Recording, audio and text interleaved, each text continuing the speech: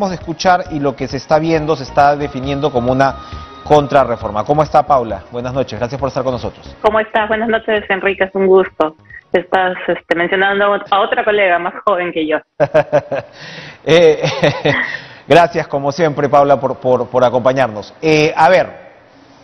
La justificación que nos acaba de dar el congresista Quito, que es uno de los muchos que ha votado en realidad a favor, una, digamos, fuerte mayoría de la Comisión de Constitución, parece haber cierto consenso, o cerca al consenso, señala sobre todo pues que el tema de la pandemia retrasa todas estos requisitos y estas reformas. ¿Cuál es su opinión al respecto? Se suponía que estábamos caminando hacia una reforma en medio de esta confusión que vimos actualmente, que iba hacia un sistema pues de partidos un poco más ordenado, más adelgazadito. ¿Cómo ve esta iniciativa? Bueno, mal, ¿no? O sea, vamos a decirlo claramente, ¿no? Es una pésima señal en este contexto, digamos, en el cual los congresistas se parecen estar olvidando en que la ciudadanía está muy descontenta con los partidos hace ya muchos años, ¿no? Y los niveles de confianza en los partidos y en el propio Congreso bajaron mucho en los últimos años con las crisis políticas, ¿no? Y justamente la reforma se planteó como una forma de dar incentivos para trabajar más en la construcción de organizaciones colectivas, tratar de minar como el personalismo en la política, la improvisación, ¿no? En sumar antes que en dividir, y es claro que este paquete de cambios que se está dando con miras a las elecciones regionales y municipales de 2022 tiene escondidos pues ciertos temas que lo que hacen es avanzar en esto, como se ha dicho públicamente ya en redes, esta contrarreforma, ¿no? Es el inicio de una contrarreforma y lo más preocupante, como tú dices, es que es por un acuerdo bastante amplio, ¿no? Incluyendo al partido de gobierno, ¿no? No es algo en el cual, o sea, es algo en lo cual, a pesar de la confrontación, supuestamente la polarización que existe, casi todos se han puesto de acuerdo, ¿no? Entonces es lo más preocupante. Entonces la pregunta es ¿por qué? Para que el televidente entienda, ¿dónde están concentradas las principales amenazas o peligros de esta contrarreforma? A ver, yo creo que, bueno, primero lo que hay que decir es que las primarias abiertas, simultáneas y obligatorias se aprobaron en el 2009, en el 2019, disculpe, pero hasta ahora no han sido implementadas, ¿no? Se suspendieron por la pandemia, primero las elecciones 2020 por la premura de las elecciones complementarias legislativas y después por la pandemia. Entonces hasta ahora no se han implementado, entonces esta suspensión en la práctica como que las elimina, ¿no? O sea, es como patearlas para que no se implementen, ¿no? Y lo que estas buscaban era justamente apelar a la participación ciudadana como una vía para seleccionar las candidaturas que normalmente son escogidas en la mayoría de casos a dedo, ¿no? Por cúpulas partidarias de partidos que realmente no existen o que son muy débiles, que tienen muy débil arraigo social, ¿no?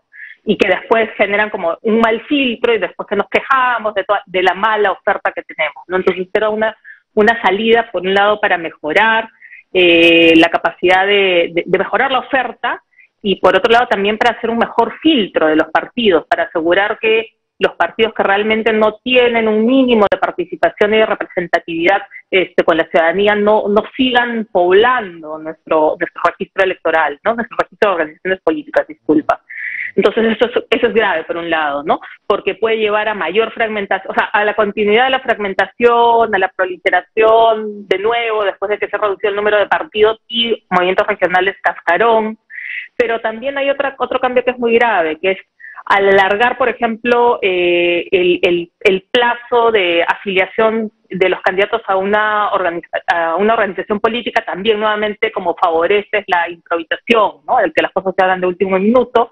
Y lo más grave es que también están recortando los requisitos para participar y para que los partidos y movimientos regionales no pierdan su inscripción, no están facilitando, o sea, lo mínimo que podrían hacer es como lanzar candidaturas pues en un número determinado de regiones, de departamentos, provincias y distritos, si es que realmente quieren llamarse partidos nacionales o partidos regionales, ¿no? Entonces esto de bajar la exigencia, bajar la galla, lo que hace es llevarnos hacia continuar con lo mismo de siempre, ¿no? A que nada cambie.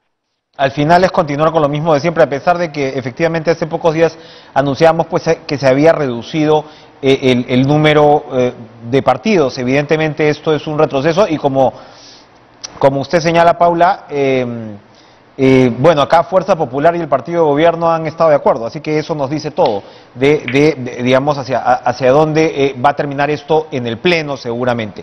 Yo no quiero dejar pasar la oportunidad, apelando pues a su condición de politólogo, especialista, claro, en medio de este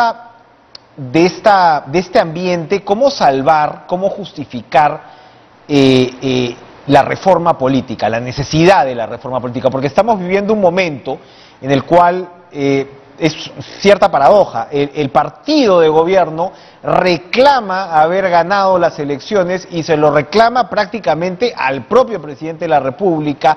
Hay entredichos entre un ministro, ¿no? Y el partido le recuerda que es un ministro invitado y entonces hay quienes señalan que no hay ministros invitados.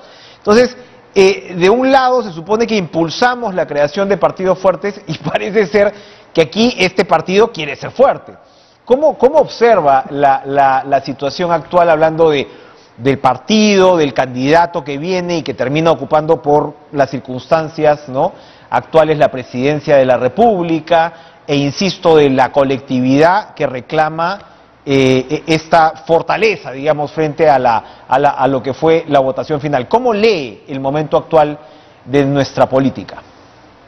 Sí, gracias por la pregunta. En realidad es como un resultado de este proceso, de cómo llevamos el proceso electoral 2021 sin esos filtros, precisamente. Ajá. Porque, como te digo, la selección de candidaturas se hizo con los procedimientos usuales de asamblea de delegados, por ejemplo, y algunos fueron con el voto de un militante, un voto de afiliados, pero con bajísima participación de los militantes, ¿no? Y finalmente lo que vemos es, tú me estás poniendo el caso del partido en el gobierno, partido en el gobierno, pero también podríamos mencionar el caso de otros partidos en el Congreso, pero donde que uno empieza a constatar claramente la improvisación que reina en la política y cómo realmente no son organizaciones, no son ni siquiera un mínimo de colectivo, un grupo mínimamente cohesionado, sino que es una junta de último minuto, que después no se sostiene, que es contradictoria, que genera una serie de problemas de inconsistencias, de falta de norte, de dirección, de improvisación también en el gobierno, en la gestión.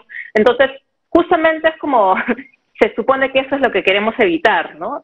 Pero para eso no se ponen de acuerdo los partidos en el Congreso, ¿no? O sea, se ponen de acuerdo para lo contrario. Entonces, sería realmente importante que reconsideren su decisión, o al menos algunas cosas que no deberían ser negociables, ¿no? O sea, si van a nuevamente suspender, porque sería falaz echarle la culpa a las reformas políticas del resultado de esa elección, cuando justamente te estoy diciendo que fue una reforma incompleta la que se aplicó, porque justamente no incluyó las primarias porque se suspendieron, ¿no? Entonces, realmente tendríamos que caminar hacia terminar de implementarlas en su conjunto en lugar de ir retrocediendo, ¿no? El resultado de lo que vemos es, en realidad, un resultado de la improvisación y la fragmentación, ¿no? Que es lo que quisiéramos cambiar a futuro. No se trata de fortalecer el poder de facto de un grupo o de un partido, sino que realmente los partidos que aspiren a competir y a representarnos sean organizaciones lo más consolidadas posibles, cercanas a la ciudadanía, capaces de canalizar, transmitir demandas, democráticas, ojo, porque eso es también bien importante, cómo se eligen estas candidaturas, que no tengan esos invitados de último minuto puestos a dedos o digamos acordados por unos cuantos en la cúpula, sino que realmente nazcan de procesos democráticos, ¿no? Muy interesante perspectiva, realmente concluir que lo que estamos viviendo en parte, ¿no?, es consecuencia de esta reforma incompleta, ¿no?, y de este desorden. Paula Muñoz, ex integrante de la Comisión de Alto Nivel para la Reforma Política, muchas gracias por estar con nosotros. Vamos a ir a una pausa y bueno, mañana...